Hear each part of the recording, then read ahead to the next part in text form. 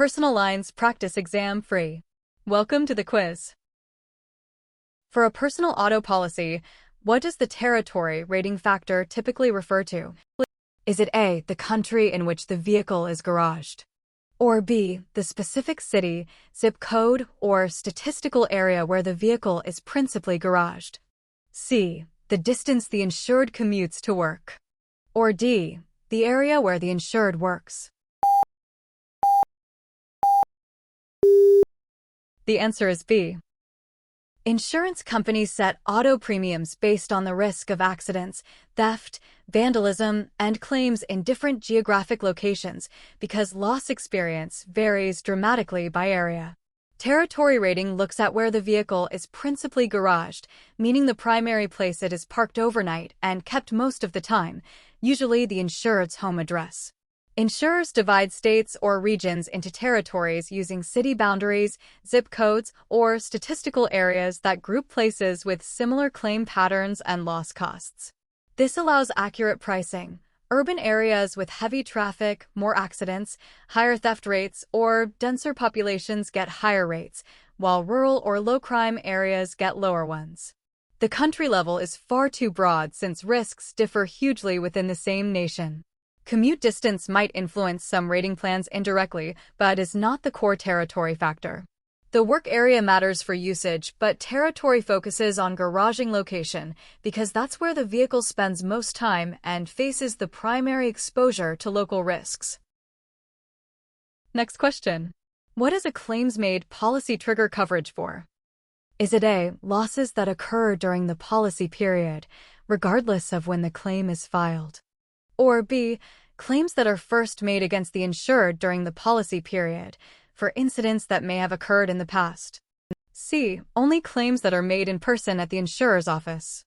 Or D, claims made by the insured, not by a third party? The answer is B.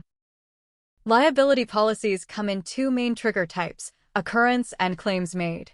A claims-made policy activates coverage based on when the claim is first made against the insured and reported to the insurer, usually during the active policy period or an extended reporting period. This means it can cover incidents or wrongful acts that happened years earlier, before the policy started, as long as the claim itself arrives during the current policy term and meets any retroactive date requirement. This format is common in professional liability like malpractice or directors' and officers' insurance because long-tail claims can surface long after the event. An occurrence trigger covers only incidents during the policy period no matter when claimed later, which is the opposite approach. Requiring in-person claims has nothing to do with the trigger type. Limiting to claims by the insured ignores that liability typically involves third-party claims against the insured. The key feature is tying coverage to the timing of the claim being made, often allowing past acts if not previously known or claimed. Next question. What is the fundamental principle of indemnity in property and casualty insurance? Is it A, to restore the insured to their approximate financial position before the loss, not to provide a profit? Or B, to guarantee the insured will be paid the full policy limit for any loss? C, to provide the insured with new-for-old replacement for all items? Or D, to punish the negligent party? The answer is A. Property and casualty insurance exists primarily to make the insured whole again after a covered loss by compensating for the actual financial harm suffered, without allowing the insured to come out ahead or profit from the event. This principle of indemnity prevents moral hazard, where someone might intentionally cause or exaggerate a loss for gain, and keeps insurance functioning as protection rather than a windfall source. The payout aims to return the insured to roughly the same economic position as before the loss, considering depreciation, actual cash value, or replacement cost as specified. Paying the full policy limit every time would overpay on smaller losses and violate indemnity.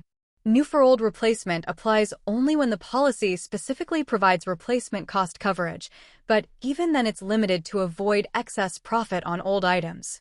Punishing the negligent party is the role of liability coverage or courts, not indemnity, which focuses on compensating the victim fairly. Indemnity ensures fairness, no profit, and restoration without excess. Next question. What is the main distinction between annuity and life insurance? Is it A, an annuity is designed to provide an income stream while living. Life insurance provides a death benefit. Or B, life insurance pays benefits while living. Annuities pay at death. C, annuities have no tax implications. Or D, life insurance is always more expensive. The answer is A. Financial products from insurance companies serve different primary purposes based on timing of payments and needs they address. An annuity is a contract where the buyer pays a lump sum or series of payments to an insurer, and in return the insurer promises periodic payments back, usually for life or a set period, to provide steady income during retirement or while the annuitant is alive. This helps manage the risk of outliving savings. Life insurance, on the other hand, is designed to pay a lump sum death benefit to beneficiaries when the insured person dies, protecting against the financial loss from the death of a breadwinner or key person. Annuities focus on living benefits, income while alive, while life insurance focuses on death benefits. The reverse, life paying while living and annuities at death, confuses the two products entirely. Annuities do have tax implications, often with tax-deferred growth but taxable distributions. Cost comparison varies widely by type, age, health, and features. Neither is always more expensive.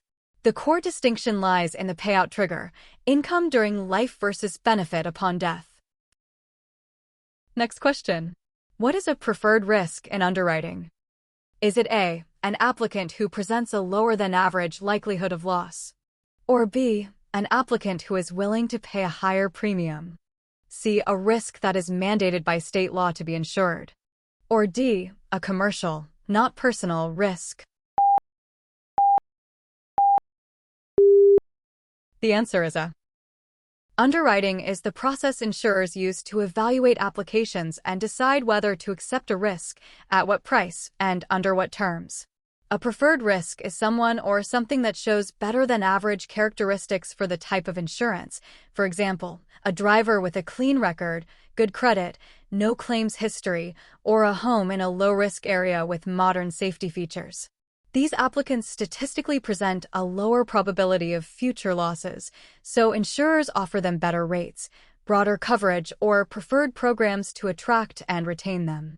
Willingness to pay higher premiums doesn't define preferred status, it's about lower risk profile. Mandated risks, like assigned risk pools for high-risk drivers, are the opposite, higher risk and often higher cost. Commercial risks involve businesses, not the personal lines context here. Preferred simply means below-average loss likelihood, qualifying for favorable treatment. Next question. What does proximate cause mean in determining coverage for a loss? Is it A, the first event in a chain of events that leads to a loss, without which the loss would not have occurred? Or B, the cause that is closest in time to the loss? C, the cause that is most convenient for the insurer? Or D, the intentional act of the insured? The answer is A. In insurance, especially property and liability, determining if a loss is covered often involves identifying the cause.